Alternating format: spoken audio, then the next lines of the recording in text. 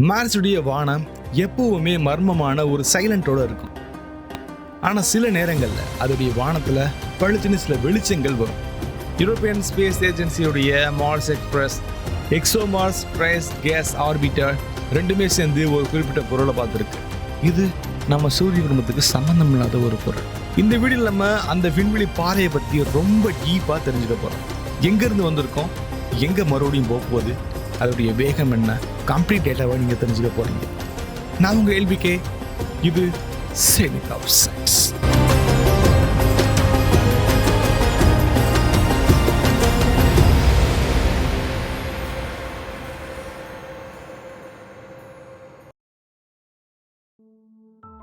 நம்ம சூரிய குடும்பம் ஒரு நெய்பர்ஹுட் மாதிரி. சூரியன், அதை சுற்றி இருக்கக்கூடிய பிளானட்ஸ், ஆஸ்ட்ராய்ட்ஸ், காமெட்ஸ் எல்லாமே சேர்த்து இது ஒரு லோக்கல் சிஸ்டம்னு சொல்லலாம். ஆனால் இந்த சிஸ்டம்குள்ள அப்பப்போ சம்பந்தம் இல்லாத சில ஆப்ஜெக்ட் வெளியுலகத்திலிருந்து வரும். இதை சூரியனுடைய கிராவிட்டியை பைபாஸ் பண்ணி ரொம்ப வேகமாக வரும். இதை நம்ம இன்டர்ஸ்டெல்லர் ஆப்ஜெக்ட்னு சொல்லுவோம். ஃபர்ஸ்ட் டைம் நம்ம 2017 ஓமுவா அப்படின்ற ஒரு ஆப்ஜெக்டை பார்த்தோம். இது எந்த பிளானட்டுக்கு பொருந்தாத வேகத்திலையோ எந்த பொருளுக்கு சம்பந்தம் இல்லாத வேகத்திலையோ ரொம்ப வேகமாக வரும். இதோடைய ஷேப்பும் இதோடைய ரிஃப்ளெக்டிவிட்டியும் இது ஒரு ஏலியன் ஆரிஜின் சொல்ற மாதிரியான ஒரு தோற்றத்தை உண்டாக்குச்சு.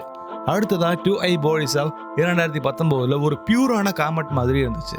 இதோடைய டெய்ல், கோமா எல்லாமே நம்மளுடைய சூரிய குடும்பத்துக்கு சம்பந்தம் மாதிரி இருந்தாலும் இதோடைய காம்போசிஷன், அதோடைய ஐசோடோப் ரேஷியோஸ் எல்லாமே நம்ம சூரிய குடும்பத்துக்கு சம்பந்தம் இல்லாமல் வித்தியாசமா இருந்திருக்கு. இதெல்லாம் நம்ம யூனிவர்ஸ் எவ்வளோ டிஃப்ரெண்டா இருக்கு அப்படிங்கிறத காட்டுது. இதை தொடர்ந்து மூணாவது வந்த பொருள் தான் 3I அட்லஸ்.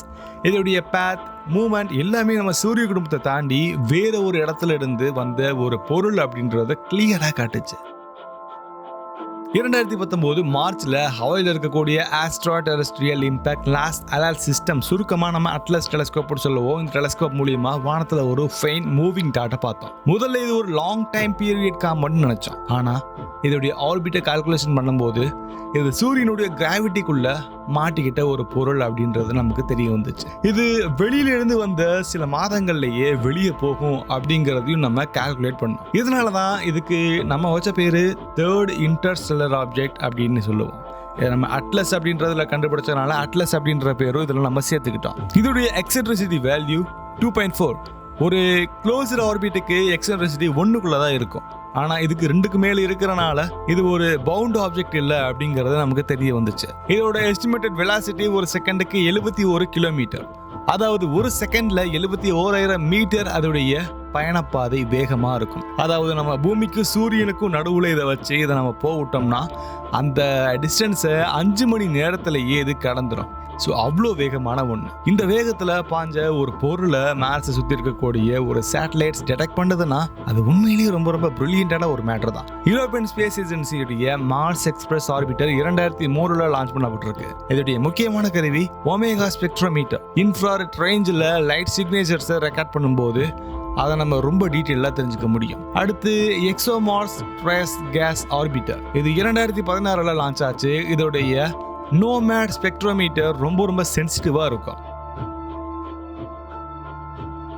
2 ஆர்பிட்டர்ஸும் 2024 டிசம்பர்ல ஒரு அன்யூஷுவல் டேட்டாவை டிடெக்ட் பண்ணுச்சு. மார்ஸுடைய அட்மாஸ்பியருக்கு ஜஸ்ட் மேல ஒரு மூவிங் லைட் சிக்னல்ஸை நம்ம பார்த்தோம். இதோடைய இன்ஃப்ராரெட் ரேஞ்சில் CO, CN, C2H2 காம்பனன்ட்ஸ் ரொம்ப அதிகமாக இருக்கு அப்படிங்கிறது அதோடைய ரிஃப்ளெக்டிங் பேட்டர்ன் நமக்கு சொல்லி கொடுத்தது. மார்ஸ் எக்ஸ்பிரஸ் முதல்ல இது ஒரு ஃபைன் ஸ்பெக்ட்ரமாக ரெக்கார்ட் பண்ணுச்சு. அதுக்கப்புறம் எக்ஸோமார்ஸ் அதோட இன்னும் டீட்டெயிலான டேட்டாவை கொடுக்கறதுக்காக அதை கன்ஃபார்மும் பண்ணுச்சு. இது ஒரு ஃபர்ஸ்ட் எவர் மூமெண்ட் தான். ஆனால் மார்ஸ் ஆர்பிட்ல இருந்து ஒரு வேற்றுலக விண்கலம் நம்ம பார்க்குறோம். அதோடைய ரிஃப்ளெக்ஷனுடைய டைரக்டரியை நம்ம கரெக்டாக பார்க்குறோம்னா இதான் ஃபர்ஸ்ட் டைம். இந்த சில செகண்ட்ல இருந்த டேட்டா தான் சயின்டிஸ்டுக்கு ஒரு காஸ்மிக் ட்ரெஷர் மாதிரி தோணுச்சு. யூரோப்பியன் ஸ்பேஸ் ஏஜென்சியோடைய டேட்டா அனாலிசிஸ் சொல்லுது இது 3I அட்லஸ் ஒரு வினோதமான காம்போசிஷன் வச்சிருக்க ஒரு பொருள். இதோட ஐசோடோப் ரேஷியோ கொஞ்சம் டிஃப்ரெண்டா இருக்கு. நம்ம சோலார் சிஸ்டம்ல இருக்கக்கூடிய காமெட்டை விட ரொம்ப டிஃப்ரெண்டா இருக்கு. அதாவது இதை நம்ம பார்க்கும்போது ஒரே பொருள்ல உருவானது மாதிரி தெரியல. ஸோ யோசிச்சு பாருங்க, பல பொருட்கள் இதனால உருவாயிருக்கலாம். இதோட டெய்ல ஒரு ரேடிகல்ஸை டிடெக்ட் பண்ணாங்க. இந்த ரேடிகல்ஸ் யூஸ்வலா ஒரு ஹை டெம்பரேச்சர் என்வரான்மெண்ட்ல மட்டும்தான் உருவாகும். இதனால சயின்டிஸ்ட் இந்த விண்கல் வந்த இடம் அதோடைய பேரண்ட் சிஸ்டம் ஒரு பைனரி ஸ்டார் சிஸ்டமா இருக்கலாம். அதுல ஒரு சூப்பர்னோவா பிளாஸ்ட்னால இது வெளியே தள்ளப்பட்டிருக்கலாம். அப்படி வரும்போது நம்மளுடைய சூரியனுடைய கிராவிட்டிக்குள்ள இது மாட்டியிருக்கலாம். மார்ஸ் ஆர்பிட்ல இருந்த கலெக்ட் பண்ண சில டேட்டாஸ் இதுல சில ஆர்கானிக் மாலிகூல்ஸோடைய பேட்டர்ன்ஸை ட்ரைசஸ் பண்ணாங்க. இதுல கண்டிப்பா மெத்தில் சைனைட் அதிகமா இருக்கு. C2H H2CO அப்படிங்கிறதும் அதிகமா இருக்குன்றத பார்த்துருக்காங்க.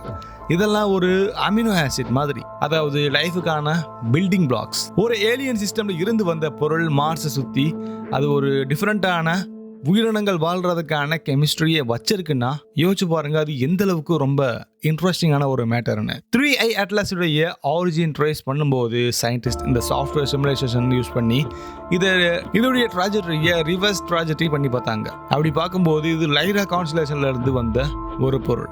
அந்த இடத்துல ஒரு ஓல்டு ஸ்டெல்லர் நர்சரி இருந்திருக்கு. ஸோ அங்கிருந்து இது வந்திருக்கிறதுக்கு வாய்ப்புகள் அதிகமாகவே இருக்கு.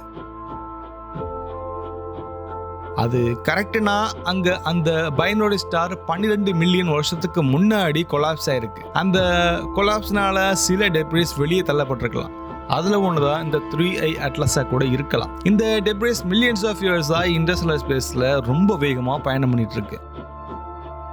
ஸோ சூரியனோட கிராவிடேஷனல் ஃபீல்டுக்குள்ள இது வந்திருக்கனால இது ரொம்ப வேகமா நம்மளை நோக்கி வருது. அந்த பயணம் 12 மில்லியன் வருடங்கள். ஒரே ஒரு ஐஸ் ஜங்க் 12 மில்லியன் வருடமா பயணம் பண்ணி நம்மளை நோக்கி வந்திருக்குன்னா கொஞ்சம் யோசிச்சு பாருங்க, அது எவ்வளோ ரொம்ப ரொம்ப லாங்கஸ்ட் டிராவல்னு. இன்டர்ஸ்டெல்லர் ஆப்ஜெக்டை புரிஞ்சுக்கிறதுக்கு சயின்ஸ்க்கு ரொம்ப ரொம்ப முக்கியமான ஒன்று அதோடைய ட்ராய்ஸஸ் தான்.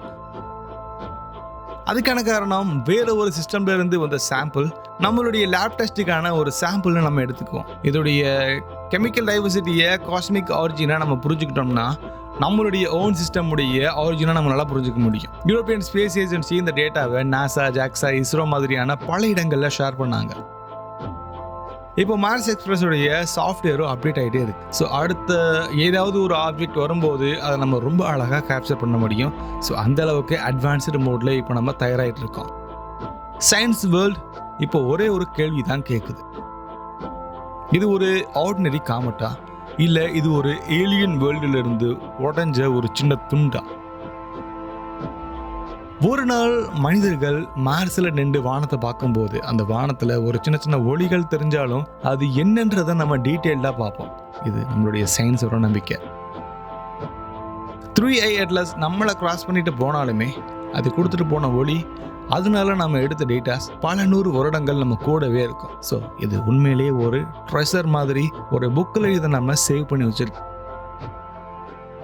அது ரெஃபரன்ஸாக வச்சு ஃபியூச்சரில் நம்ம இன்னும் பல டேட்டாஸ் எடுப்போம். இன்னும் சில பொருட்கள் வந்தாலுமே நம்ம பயப்படாமல் ரொம்ப அழகாக கேப்சர் பண்ணி டீட்டெயில்டாக அதை நம்ம எக்ஸ்போஸ் பண்ணுவோம். ஸோ அவ்வளோதான் வீடியோ. இதை பற்றின கருத்துக்கள் ஏதாச்சும் இருந்துச்சுன்னா மறக்காமல் எனக்கு கமெண்டில் சொல்லுங்கள். தென் அடுத்து ஒரு டிஃப்ரெண்ட்டான ஸ்பேஸ் எலமெண்ட்ஸை ஃபாலோ பண்ணி ஒரு ட்ராவலை நம்ம ஸ்டார்ட் பண்ணுவோம். பாய்.